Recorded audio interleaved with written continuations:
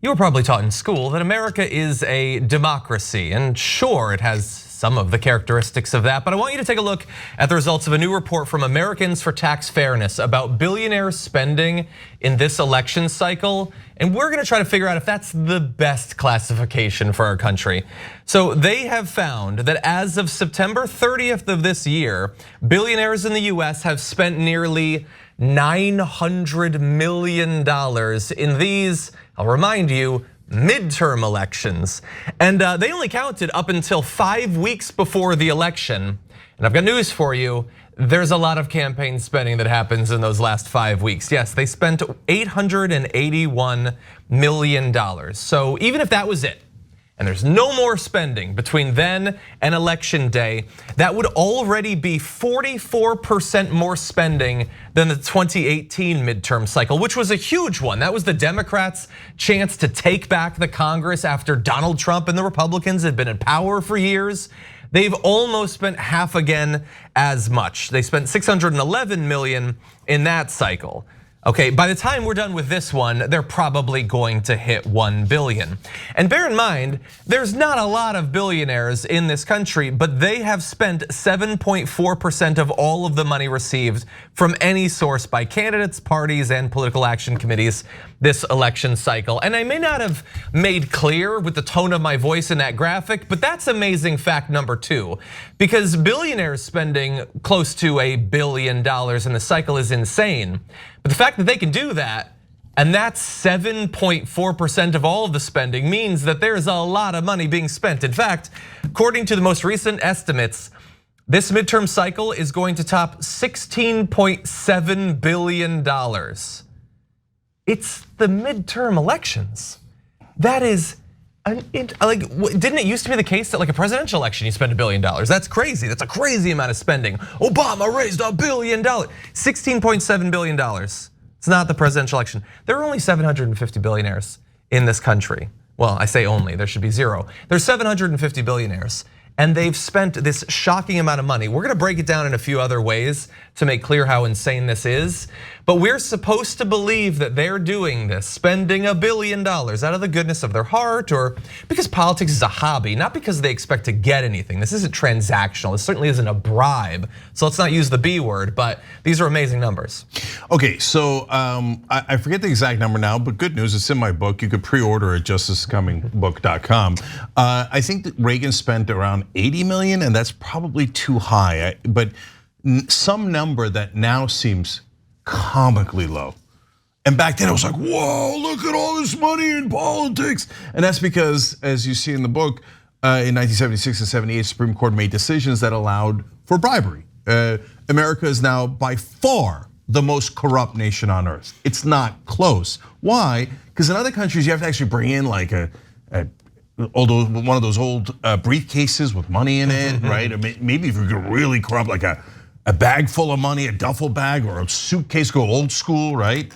In America, you're like, oh no, I'll just send you $100 million, and I'll do it publicly, and then I own you, and you work for me.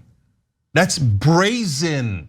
And but what's amazing about corporate rule, guys, is that mainstream media then comes in and cleans it up. They just whitewash it and they go, no, I don't see it.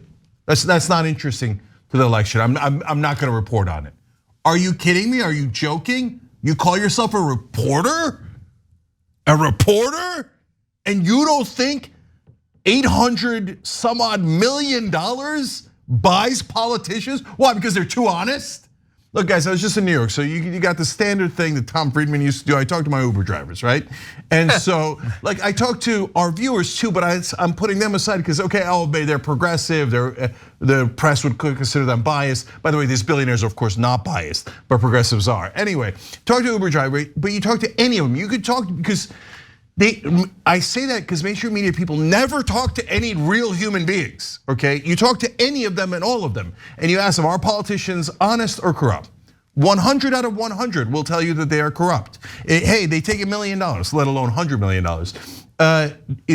Will they do what the guy tells them to do that gave them the money? 100 out of 100 will tell you, yes, of course they'll do the thing that the guy that gave them the money tells them to. You ask reporters, like, nope, I don't see it. No way.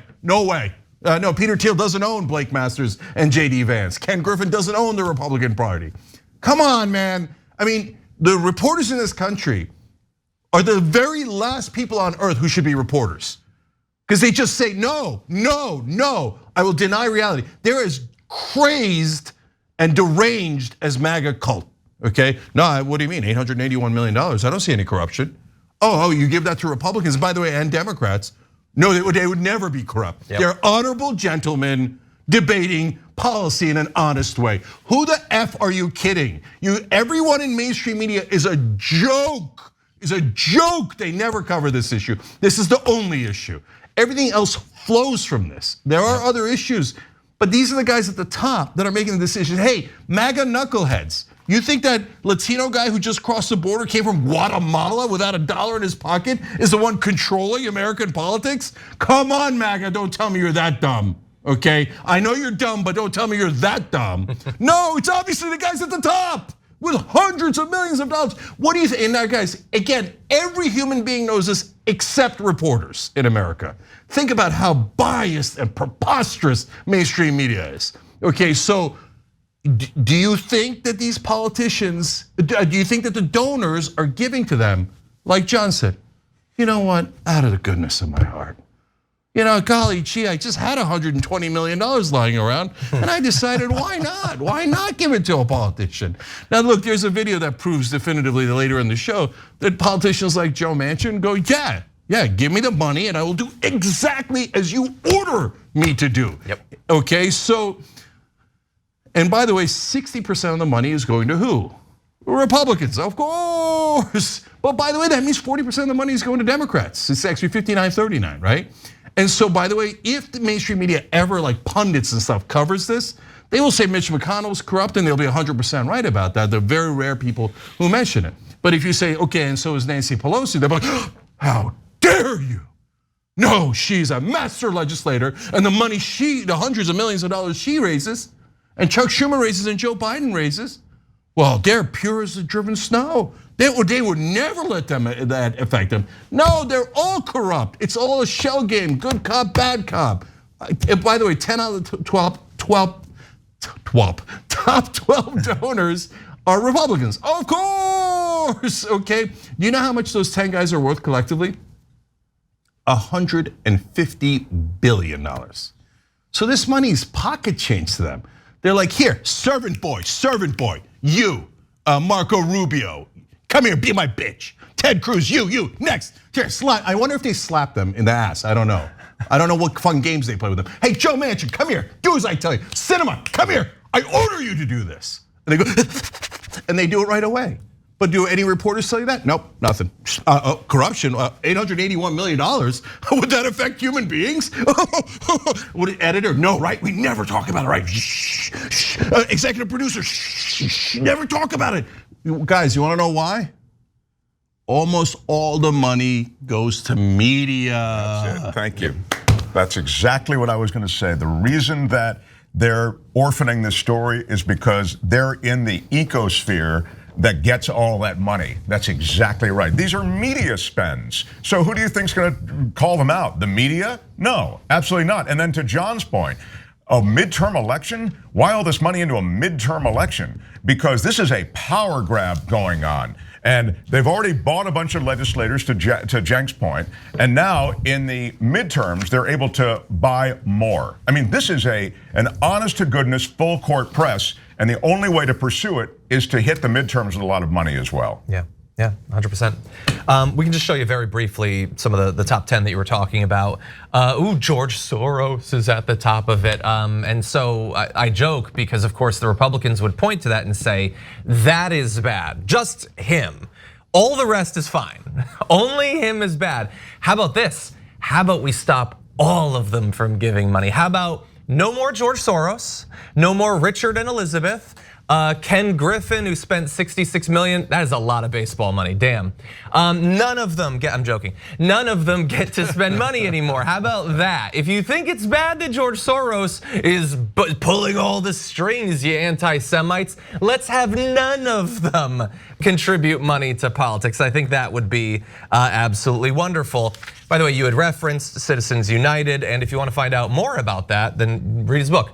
But for now, if we could jump ahead to this chart, you're gonna see billionaire contributions by midterm cycle. And this is crazy fact number 3. Back in 2010, they contributed $32 million in bribes. Citizens United passes, and look at how that rises. What is it gonna be in 4 more years? Is it 1.5 billion? Is it 3 billion at that point? Is there any limit to how much they will give?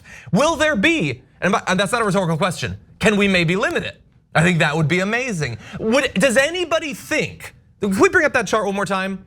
You know how like we all kind of agree that things are really bad in America, particularly in terms of our politicians, their qualifications, political rhetoric.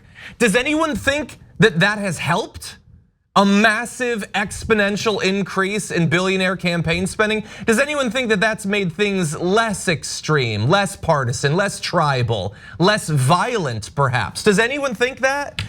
No, regular people don't want this, by the way. A poll this year of 2,000 registered voters found that 66 to 21% people wanted the ability of billionaires to contribute unlimited amounts of money to be restricted. So this is not a controversial thing. In America, 66 to 21, that's the most lopsided poll you're ever gonna find. They don't want billionaires doing this. And they know that, they hold that position, not even knowing all these numbers. They don't know how insane it's gone up. They don't know how much these individual billionaires have given. They don't even need to know the breakdown by party or anything like that. They just know deep in their bones that this is unjust and it's wrecking our country. That poll's actually framed in a very positive way towards the right wing, and it still came out 66-21. There's another poll that says, do you think that politicians represent their donors or their voters? 93 to 7. 93% of Americans say, of course they represent their donors. Obviously they don't represent their voters. If you did that in media, it would be the exact opposite. I think you could find 7% that are honest, never talk about it on air, but 7% who say, oh no, yeah, obviously they work for their donors. And 93% of reporters in the country would say, no, they do not represent their donors. How dare you? How dare you besmirch the good reputation of the moderate Joe Manchin? Okay, so now that leads to Republicans who say, oh yeah, you're gonna limit Soros's money in politics? You're gonna limit the union money?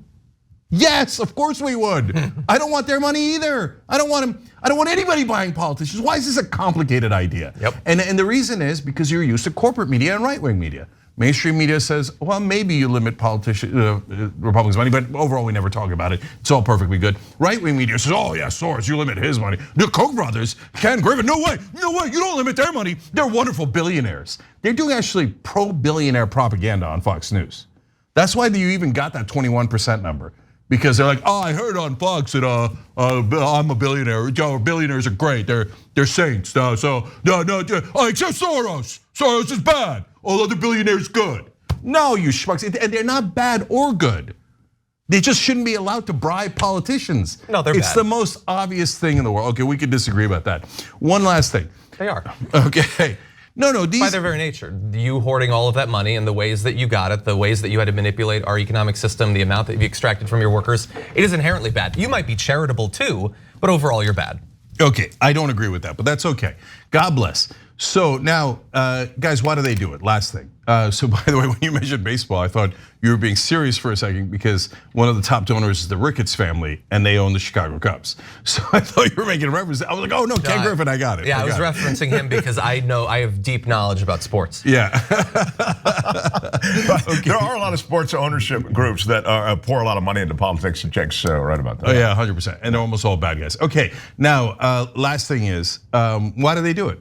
So Adelson, for example, Sheldon Adelson owns casinos in like the Venetian, et cetera, not just in Vegas, but he makes most of his money in China and Macau. And he does it because it pays. And so again, in my book, sorry, but it's where I summarized everything, right? I explained the Adelson primary. And so they went and all kissed his ring. And the reason was because 3 different cycles, Sheldon Adelson gave over $100 million to the Republicans. What did he get in return? Because he's not a dumb businessman. He's one of the richest. He was one of the richest men in the world. He passed away very recently. Well, one of the things he got was lowered the estate tax just in the nick of time. Saved his family. Literally saved his family billions in just the estate tax. He ended online gambling for a long, long time. He ended corruption charges against him in China. He got his wife the Presidential Medal of Freedom as a tchotchke that Trump threw in. I can go on, right? And in one part of the book, in one piece of legislation, I showed the amount of money that is put in by lobbyists and what they got in return. It was 100,000% return. It's absurd. It's absurd. That's got to be better than the stock market. There's no such thing in capitalism because this isn't capitalism. This is corporatism, where corporations and very wealthy billionaires have captured the United States government. By the way, 100,000% feels like the top percentage, Schenk. So. It doesn't feel like it get any higher. But I showed the math. 100, it's unheard of in business because this isn't capitalism. This isn't free markets. This is just crony capitalism. I pay off all of these servants, Republicans and Democrats, and they work for me. And isn't it amazing that nobody tells you that on CNN, MSNBC, or Fox News? Isn't that super weird? It's weird. And they're all supposed to disagree, but yet they're all in, if you will, a conspiracy to keep the most relevant information about politics away from you. Yeah, well, I mean, they may not talk about it, but I'm sure the independent right-wing media and the populist anti-elite right-wing media is probably talking nonstop about it. Oh, I'm sure. Thanks for watching The Young Turks, really appreciate it. Another way to show support is through YouTube memberships. You'll get to interact with us more. There's live chat emojis, badges. You've got emojis of me, Anna, John, JR. So those are super fun. But you also get playback of our exclusive member-only shows and specials right after they air. So all of that, all you gotta do is click that join button right underneath the video. Thank you.